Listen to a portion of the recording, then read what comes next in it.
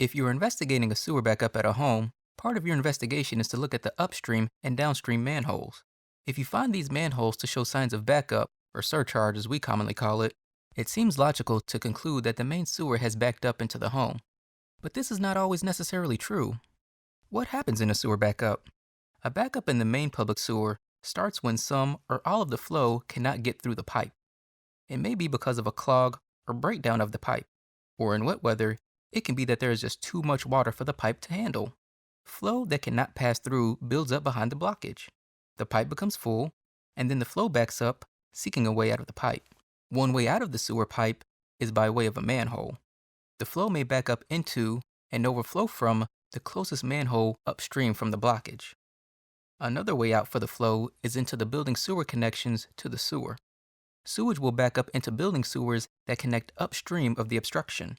As sewage continues to flow from upstream of the blockage, and if the pipe remains blocked, the flow will keep backing up until it pushes its way out of the sewer system.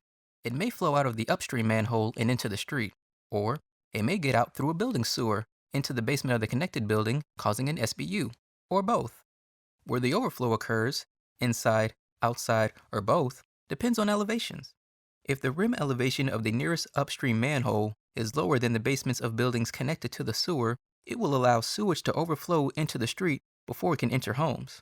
However, if a house has any plumbing fixtures, floor drains, toilets, showers, etc., that are below the elevation of the nearest upstream manhole, sewage will enter that house through these drains and fixtures before spilling into the street.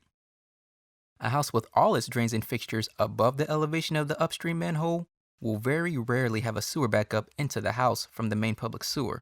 If there is an SBU at this house, it's usually caused by a problem in the building sewer or private plumbing. So it's important to take a good look around at the lay of the land in the neighborhood before you decide that a main sewer backup has caused an SBU in a building. Usually, you'll have to use some judgment to estimate whether the basement floor is higher or lower than the upstream manhole rim. It's a bit easier for a house with a basement level garage. Also, keep in mind that different homes on the same street may sit at much different elevations, especially in very hilly areas. The relative elevation factors must be evaluated for each house individually.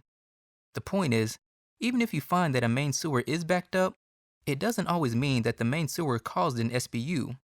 Other conditions, like the elevation of the house and the elevation of the manhole upstream of the house, can factor into the situation.